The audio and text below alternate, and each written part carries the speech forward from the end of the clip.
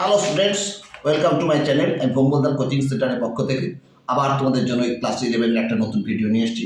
ভৌমদার magic তোমাদের আমরা ইতিমধ্যে শুরু হয়ে গেছে। দেখো, আজকে আমি ভৌমদার কোচিং সেন্টারের পক্ষ থেকে ক্লাস 11 সেকেন্ড সেমিস্টার পলিটিক্যাল সায়েন্সের সাজেশন দিচ্ছি। দেখো, আমি অধ্যায় ভিত্তিক 6টা যে অধ্যায় আছে তার থেকে সমস্ত প্রশ্ন দিচ্ছি। প্রথম অধ্যায় থেকে এক নম্বরে দু নম্বরের একটা প্রশ্ন আসবে আর 6 নম্বরের একটা প্রশ্ন আসবে। তার মধ্যে করতে হবে আইনের সংজ্ঞা, উৎস, প্রকৃতি লেখো, স্বাধীনতার সংজ্ঞা, প্রকারভেদ লেখো, স্বাধীনতার রক্ষা কবচগুলি ব্যাখ্যা করো, ভেরি ভেরি ইম্পর্টেন্ট। সাম্য কাকে বলে, সাম্যের বিভিন্ন রূপ ব্যাখ্যা করো, ভেরি ভেরি ইম্পর্টেন্ট। ক্ষমতা স্বতন্ত্রীকরণ নীতির পক্ষ বিপক্ষে যুক্তি দাও, ভেরি ভেরি ইম্পর্টেন্ট। এই হচ্ছে প্রথম অধ্যায়। দ্বিতীয় অধ্যায় থেকে পড়বে একটা দু নম্বরের একটা, 4 নম্বরের একটা আসবে। এখান থেকে 6 নম্বরের প্রশ্ন আসবে না।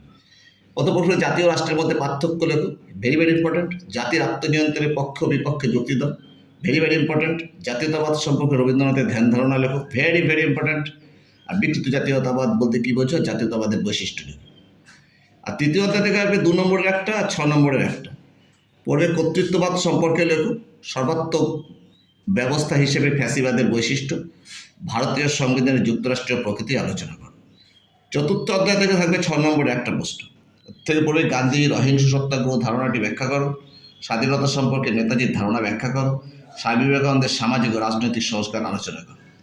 পঞ্চম অধ্যায় থাকবে 2 নম্বরে একটা প্রশ্ন আর 4 নম্বরে একটা প্রশ্ন, যাতে 6 নম্বরের প্রশ্ন আসবে না। যে ভারতের সংবিধানের সাম্যের অধিকারগুলি লেখো, আলোচনা করো, রাষ্ট্র পরিচালনার নির্দেশমূলক নীতি ব্যাখ্যা করো, ভেরি ভেরি ইম্পর্টেন্ট। মৌলিক অধিকার এবং নির্দেশমূলক নীতির মধ্যে পার্থক্য লেখো, ভেরি ভেরি ইম্পর্টেন্ট। আর নাগরিকদের মৌলিক কর্তব্য লেখো, ভেরি ভেরি ইম্পর্টেন্ট।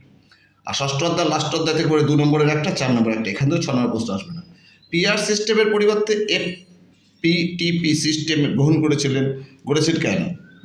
কেন, ভেরি ভেরি ইম্পর্টেন্ট। সমানুপাতিক প্রতিনিধিত্বের উপর টিকা লেখো, ভেরি ভেরি ইম্পর্টেন্ট। আর নির্বাচন কমিশনারের গঠন, ক্ষমতা ও কার্যাবলী, very very very very important. এই কটা প্রশ্ন পড়ে গেলে পরে ক্লাস 11 সেকেন্ড সেমিস্টারের পলিটিক্যাল সায়েন্সের সমস্ত প্রশ্ন আশা করি সমস্ত উত্তর লিখতে পারবে। তোমরা class 11 second semester pol science এগুলো সব পড়েও তোমরা সব কমন পাবে। আমাকে বেশি বেশি লাইক ও সাবস্ক্রাইব করো। আগামী দিনে তোমাদের জন্য আরও ভালো ভালো ভিডিও আনবো। আজ এই পর্যন্ত রইল, টাটা, বাই।